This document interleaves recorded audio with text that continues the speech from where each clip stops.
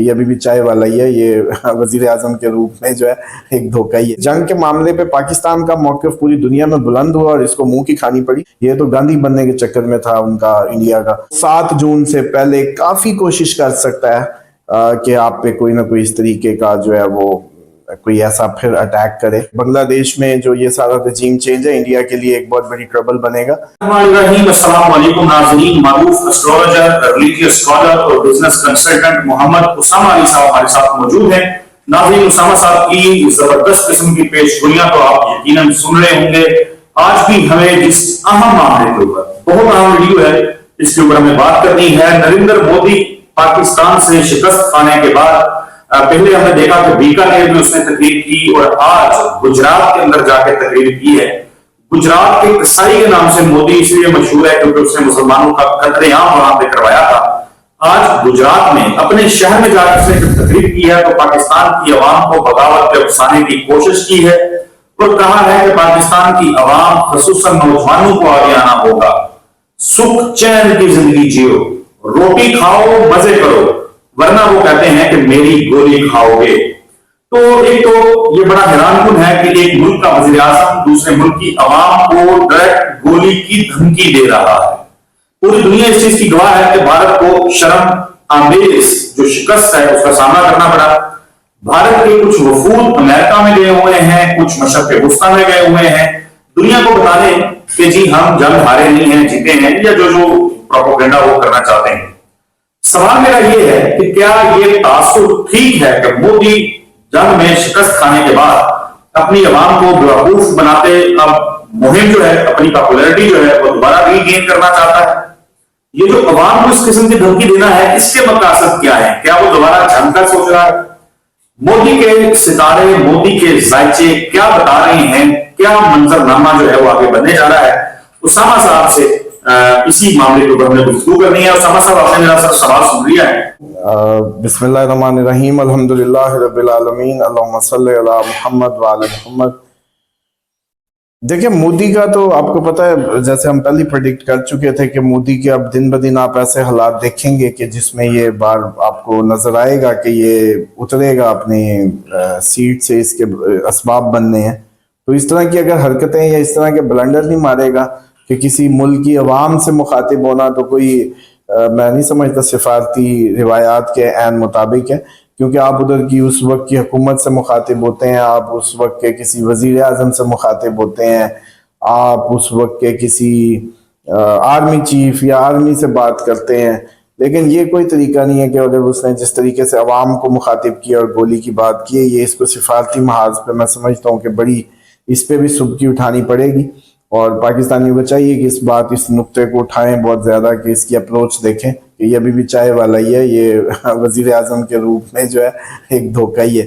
اور خیر، اس کا ثبوت ابھی آنے والے دنوں میں انڈین جو عوام ہے ان کو ملے گا، کیونکہ یہ انڈیا کو جس لارے لپے یا جس طرح کی ریڈیکل قسم کی ہندوازم کی جو ایک سوچ کے تحت آگے لے کے چل رہا تھا، یا جو RSS کی سوچ کے مطابق، تو میں سمجھتا ہوں کہ وہ منہ کی پڑنے والی ہے، اور یہ آپ لوگ ان قریب دیکھیں گے کہ صرف کشمیر کا مسئلہ حل کرنے کے بہانے جو کھولے اس نے اور جتنے دعوے کیے، وہ یہ پنجاب بھی کھڑا ہوتا نظر آ رہا ہے۔ پنجاب کا سکھ کھڑا ہونے کے بھرپور چانسز ہیں، اور اسی طریقے سے جو باقی ریاستیں ہیں، بنگال کے جو حصے 2 علیحدہ ہوئے وہ حصے، تو کافی آپ کو اپ کمنگ ٹائم میں اس طرح کی بلنڈرز اور اس طرح کی حرکتوں سے کمزور ہوتی جو سچویشن ہے مودی کی وہ نظر آئے گی۔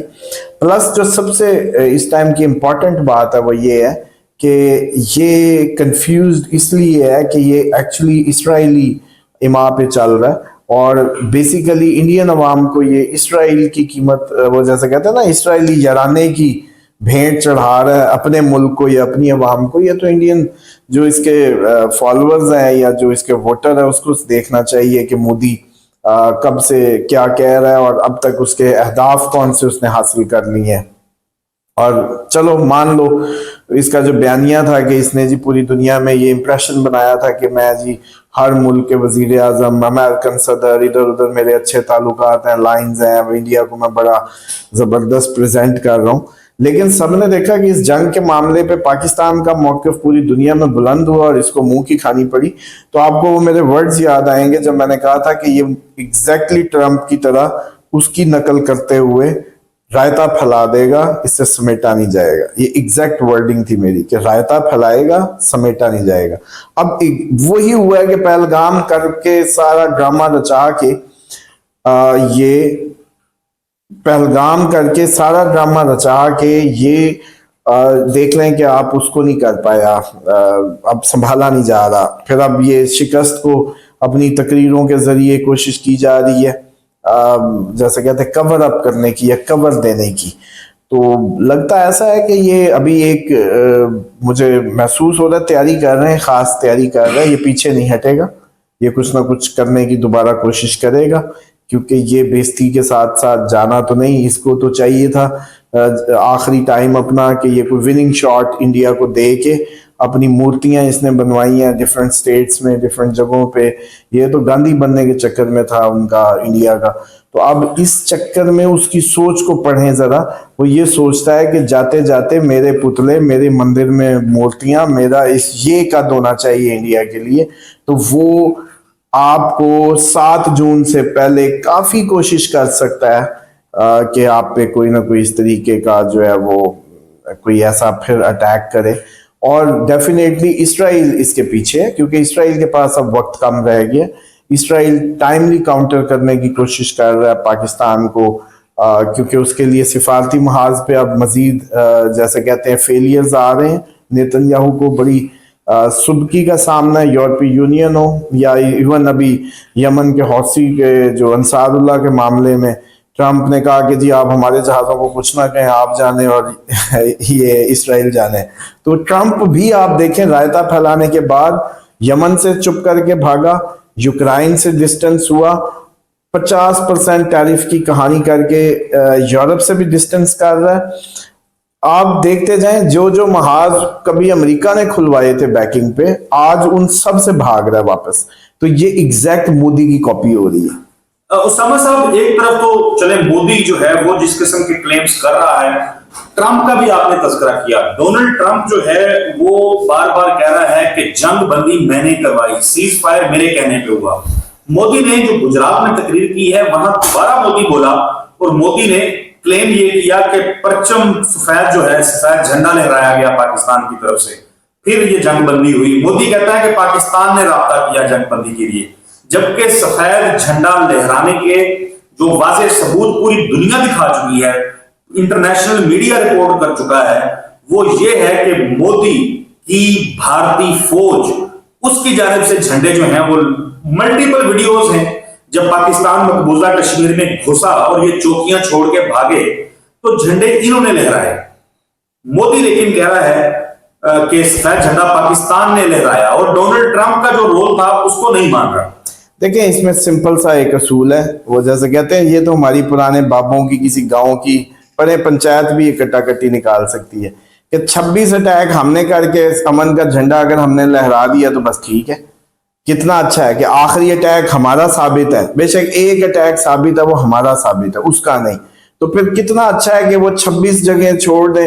ہم کہتے ہیں آخری حملہ ہم نے کیا اور ہم نے امن کا جھنڈا لہرا دیا تو بس ٹھیک ہے. اگر اس بات سے ہی دنیا کو یہ جسٹیفائی کرتا ہے تو بالکل ٹھیک ہے.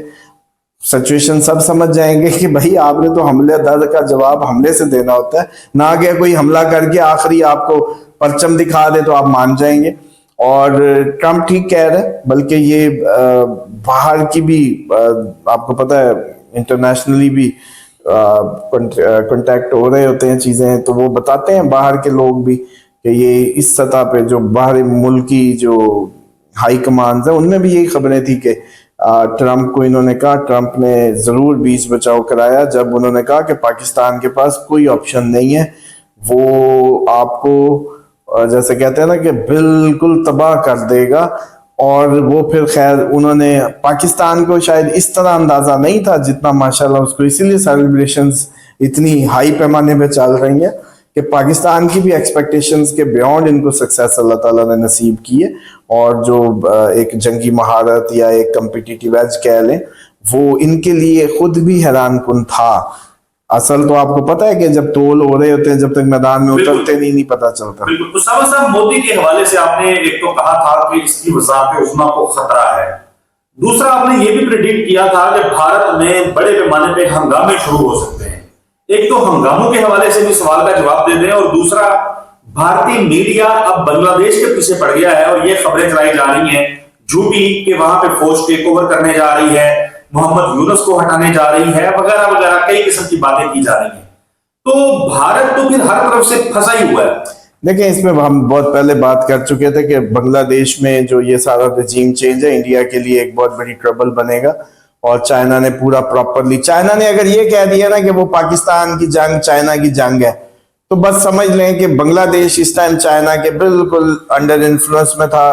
فوراً جب آپ کو پتا ہے کوئی بھی حکومت آتی ہے خصوصاً اس طرح کے کسی انقلابی ماحول میں تو اس کو کوئی بڑی پاورز کی سپورٹ چاہیے ہوتی ہے، تو چائنا نے وہ بھرپور اپنی سپورٹ بنگلہ دیش کو دے دی. اور وہ میں سمجھتا ہوں کہ اب آپ اس کے ہی نظارے دیکھیں گے اپ کمنگ ٹائمز میں بھی کہ ادھر سے لداخ، ادھر سے کشمیر، ادھر سے بنگلہ دیش، ہر طرف سے انڈیا جو ہے پراپر گھر گیا. اس فرسٹریشن میں اب جو نیریٹو بلڈ ہونا ہے کہ اب دیکھیں مودی کی باتیں یا ڈائیلاگز تو اب فتح نہیں دلانے لگے نا. انڈین عوام کا اپنا بھی کوئی سینٹیمنٹ ہے یا نہیں ہے؟ اچھا کیا انڈین عوام نے بریٹن کے اخباروں کے ہیڈنگز نہیں پڑھی ہوں گی؟ انڈسپیوٹیڈ کنگز آف سکائز اور کیا کچھ پاکستانی ایئر فورس کے لیے. اب آپ دیکھیں کہ وہ پاگل ہیں انڈین، مٹی کھاتے ہیں. مطلب انڈین کہیں گے کہ یار یو کے کی ہمارے سے اتنی کیا رشتہ داری یا پاکستان سے کیا.